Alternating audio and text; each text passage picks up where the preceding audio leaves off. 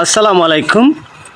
এখন শ্রাবণ মাস, তো আমরা অনেকেই কাঁঠাল খাওয়ার পরে গাছগুলাতে যেভাবে ডালগুলা গজায় বড় কাণ্ড থেকে সেগুলা রেখে দিই, কিংবা যেখানে কাঁঠাল ধরেছিল কাঁঠালের ভুটাগুলো সেগুলো আমরা গাছে রেখে দিই। তো এই সময়টাতে শ্রাবণ ভাদ্র, এই সময়টাতে আমরা গাছে চড়ে এইভাবে ছোট ছোট ডাল যেগুলো আছে বড় কাণ্ড থেকে বের হয়েছে সেগুলোকে আমরা প্রথমে পরিষ্কার করে দিতে হবে। যদি আগামী বছর ভালো ফলন পেতে হয় তাহলে এখন এই সময় কাঁঠাল গাছের এই পরিচর্যাটুকু যদি আপনারা করতে পারেন তাহলে সামনেবারে ভালো ফলনের আশাও আপনারা করতে পারেন। সাথে দেখেন একটু বড় ডাল, যেটা অবাঞ্ছিত ডাল, এখান থেকে কোনো ফল পাওয়া যাবে না, যেটা ঝুলে আছে সেটাকেও আমরা ছাঁটাই করে দিব, দিয়ে গাছটার চতুর্দিকে আমরা পরিষ্কার করে দেব। পরিষ্কার করে দিয়ে যে খাবারগুলো আমরা এখন ব্যবহার করব সেটা নিয়ে আলোচনা হচ্ছে। এর আগে দেখেন এখানে কাঁঠালের যে বুটাগুলো রয়েছে সেই বুটাগুলা কিন্তু ঝুলে থাকে। আমরা যখন কাঁঠাল সংগ্রহ করি তখন এই বুটাগুলা ঝুলে থাকে।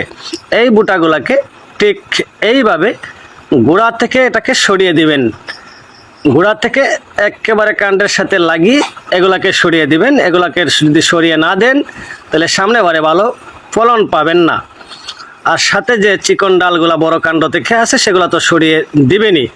অনেকেই আবার বলেন যে আমরা যে ডালগুলা কাটলে পরে সেখানে কীভাবে ভালো ফলন পাবো। আরে ভাই, একটি গাছের ভিতরে যদি আলো বাতাস প্রবেশ না করতে পারে, গাছটি যদি এরকম ডালে জাম লেগে থাকে তাহলে সেখান থেকে আপনি ভালো ফল কীভাবে পাবেন? অবশ্যই একটি গাছের ভিতরে যদি সানলাইট প্রবেশ করাতে হয় তাহলে এরকম অবাঞ্ছিত ডাল যেগুলো আছে সেগুলোকে ছাঁটাই করে গাছটাকে পরিষ্কার করে দিতে হবে। আসেন এবার আমরা খাবার নিয়ে একটু আলোচনা করি। কী খাবার ব্যবহার করব? গাছ থেকে 3 থেকে 4 হাত দূরে, গাছের 3 থেকে 4 হাত দূরে এরকম একটি রিং করব আমরা, যেভাবে আমরা কোদাল দিয়ে কুপিয়ে করতেছি। সাথে কিছু শিকড় কাটা পড়বে গাছের, এটা কোনো টেনশনের কারণ নেই। কিছু শিকড় যদি কাটা পড়েও এতে গাছের উপকার হবে, গাছের ক্ষতি হবে না।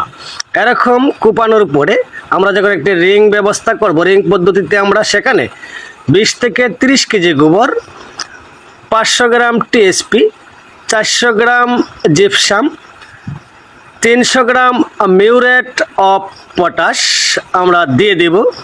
সাথে 250 গ্রাম ইউরিয়া সার আমরা এরকম 4 থেকে 5 বছর বা 6 বছর বয়সী একটি গাছের জন্য ব্যবহার করতে পারি। এটা যখন আমরা ব্যবহার করব তখন দেখবেন গাছের চেহারা দ্বিগুণ বেড়ে যাবে আগের চাইতে। আর সামনের বার যে ফলনগুলো আসবে, ফলনের সাইজ হবে ভালো, ফলন দেখতেও সুন্দর হবে।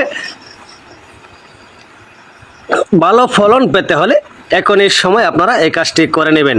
যদি ভিডিওটি ভালো লাগে, মনে করেন একজন বাগানির উপকারে আসতে পারে, তাহলে ভিডিওটি সর্বোচ্চ ছড়িয়ে দিবেন। আপনার বাড়ির আঙ্গিনায় যদি একটি কাঁঠাল গাছ থাকে তাহলে এরকম রিং পদ্ধতিতে এখনই খাবার ব্যবস্থাটা গ্রহণ করতে পারেন।